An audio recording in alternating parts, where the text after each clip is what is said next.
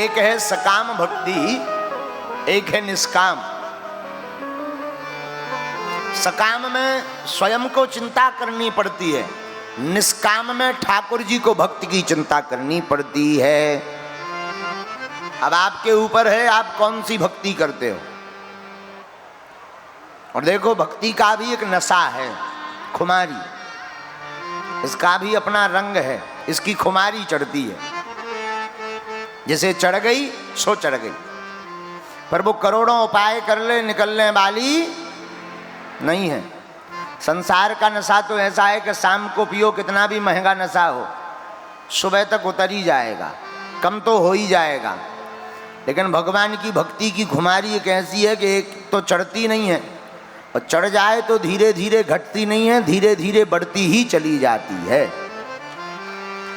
हाँ, खुमारी से हमें याद आया, वृंदावन में एक पंडा जी रंग के भंग में उमंग में बड़े डूबे भय, यमुना किनारे विराजमान थे। उसी समय हमारो चेला चंगीला, हमारा एक विशेष चेला है चंगीला, चंगीला लगाओ वृंदावन वृंदावन।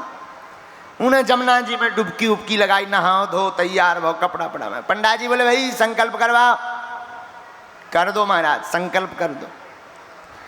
हाथ में संकल्प लिया और शुक्ल पक्ष की जगह पंडित जी रंग के भंग में इतने डूब गए खुमारी में कि उन्होंने शुक्ल पक्ष की जगह कृष्ण पक्ष कह दिया। कृष्ण पक्षे चतुर्थी तिथि याम बुधवासरे।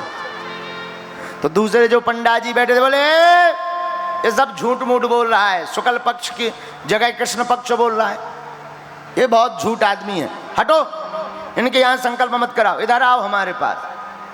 पंडा जी बोले रुक जाओ, क्यों तुम्हारे पास आवे? अरे बोले भाई झूठ बोलते हो, चल रहा है शुक्ल पक्ष, आप कृष्ण पक्ष बोल रहे। बोले पता नहीं है कहाँ बैठे हो? बोले वृंदावन में। बोले ये ब्रजधाम वृंदावन है, यहाँ पक्ष कोई भी हो सब कृष्ण ही पक्ष रहता है। हाँ, कोई विपक्ष नहीं, सब कृष्ण पक्ष। बोलो सीताराम। बाकी पंडा बोले तब ठीक है। बोले अब तुम लोग भी कृष्ण ही पक्ष बोलना, नहीं तो हम सीताराम। तो खुमारी ऐसी होती है, खुमारी में तो अपना मौज होता है। खुमारी से याद आई, एक बार हम परिक्रमा देवे गए, हमारे आचार्य जी परिक्रमा देवे ब्रज गोवर्धन की, और गोवर्धन की परिक्रमा देवे गए तो इन्होंने भांग खा ली, भांग। अब भांग खा ली, बड़ी बड़ी भांग। अब भांग चढ़ी, अब भांग अब तो अपनी मस्ती में चढ़ा था। जैसे ही भांग चढ़ी सो आचार्य जी जतिपुरा के नजदीक पहुंचे। रात का समय परिक्रमा दे रहे थे, हरे कृष्णा मंत्र को जाप चल रहा, तो बड़े आनंद के साथ में। तो बढ़िया इनने पांव पड़े, बोले जय हो गौ माता।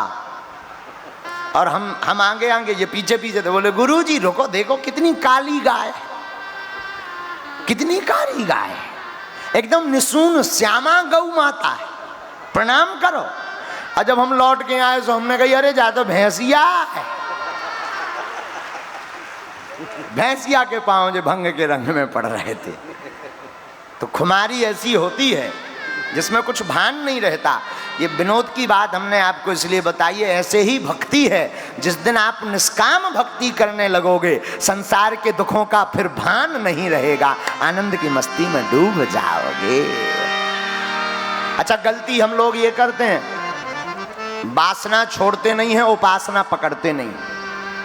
सूत्र बड़ा प्यारा है, वासना छोड़ते नहीं है, उपासना पकड़ते नहीं है, यही जीवन में भूल कर बैठते हैं। कैसे? ऐसे समझो, एक बार दो चेला हमारे, एक का नाम चंगीलाल, एक का नाम मंगीलाल। चंगीलाल और मंगीलाल दोनों ने शाम के समय विचार किया कि चलो भाई वृंदावन से दिल्ली चलें। वृंदावन में रहते थे। हाँ चलो चलो, अच्छी बात, दिल्ली घूमेंगे, शहर घूमेंगे, चांदनी चौक देखेंगे, मेट्रो का आनंद लेंगे। तो चंगीलाल ने कहा कैसे चलोगे? तो मंगीलाल बोला चलना ही है तो एक काम करो, यमुना जी तो निकली हैं दिल्ली से, नाव से क्यों ना चलें? कौन रेलगाड़ी पकड़े? रात भर नाव पर बैठे बैठे चलेंगे, पहुंच ही जाएंगे सुबह तक। बात बहुत अच्छी है। फिर क्या, शाम को बढ़िया रोटी वोटी लोचई वोचई टक्कर वेक्कर बढ़िया खाए, आनंद लिया। वृंदावन बिहारी लाल की जय जय बोले और नाव में बैठ गए। अब चंगीलाल और मंगीलाल दो ही जने नाव में बैठे, पांव परे, चलो भैया दिल्ली चलना है। और स्वयं चलाने वाले तो हाथ में वो लकड़ी का जो नाव लिए रहता है जिससे नाव को खींचता है, तो वो हाथ में लकड़ी का लिया और दोनों तरफ लेकर के रात भर नाव चलाई, पूरी रात भर रुके ही नहीं। सुबह हुई, प्रातःकाल देखा यमुना किनारे कुछ लोग टहल रहे हैं, पूछ लिया जाए कौन सा शहर आ गया। तो जोर से आवाज लगाई, अरे भैया इधर आओ इधर आओ, कौन सा शहर है? बोला क्या भैया रो भांग खाए हो, ये वृंदावन है। अब दिमाग खराब। चंगीलाल मंगीलाल की तरफ देख के बोले रात के कहां से चले थे? बोले वृंदावन से। बोले रात भर में वृंदावन पहुंच पाए? कहूं जमुना जी गोल गोल तो नहीं है, घूम फिर के है तैयार है। अरे बोले हो सकता है ये मजाक कर रहा हो, दूसरे से पूछे, ए भैया इधर आओ इधर, तुम तो जाओ इधर आओ, ये कौन सा शहर है? तो जब उसने ब्रजभाषा में बोला, काय शर्म ना है आ रही, सुबह सुबह ते भांग खाए के बैठ गो जी वृंदावन है देखना है रहो। अरे भैया अब तो वृंदावन लग रहा हो, लेकिन ये बताओ भैया रात भर अपन करत कार है। जब मुड़कर पीछे देखा कि रात भर तो नाव चलाते रहे, पर नाव जिस खूंटे से बांधते हैं वो रस्सी खोली ही नहीं है, वो ज्यों की त्यों बंधी। हाँ, शाम को बैठ तो गए पर रस्सी खोलना भूल गए और पूरी रात नाव चलाते रहे। वही हाल हमारा और तुम्हारा है। पूरी जिंदगी सीताराम कथा सुन लई, नाम के चक्कर में कथा करवा लई, पर वासना की रस्सी नहीं खोलते हैं तो परमात्मा की प्राप्ति, उपासना की प्राप्ति नहीं होती है और यहीं घाटा खा जाते हैं। जिस दिन तुम वासना की रस्सी खोल दोगे उस दिन उपासना रूपी परमात्मा को पा जाओगे। बोलो सीताराम, जोर से बोलो। इसलिए कथाओं को सुनो, क्योंकि कथा है दर्पण। कथा क्या है? कथा है दर्पण, जीवन करवाती अर्पण, भक्ति मिलते ही हो जाता समर्पण।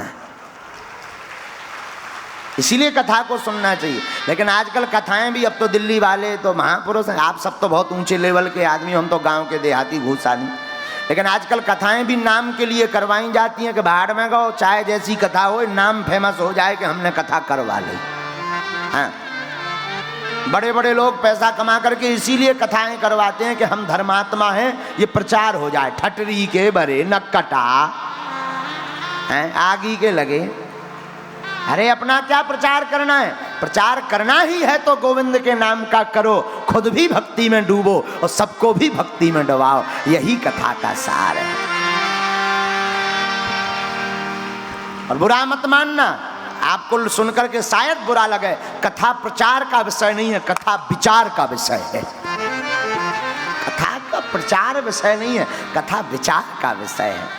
और आजकल तो कथाएं सिर्फ नाम कमाने के लिए की जाती हैं। और व्यास जी भी आजकल हमारे जैसे बड़े बड़े बाहर में गो मोटी गड्डी मिले चाहे जैसी कथा हो गए, अरे राम बचावे ऐसी कथाओं से।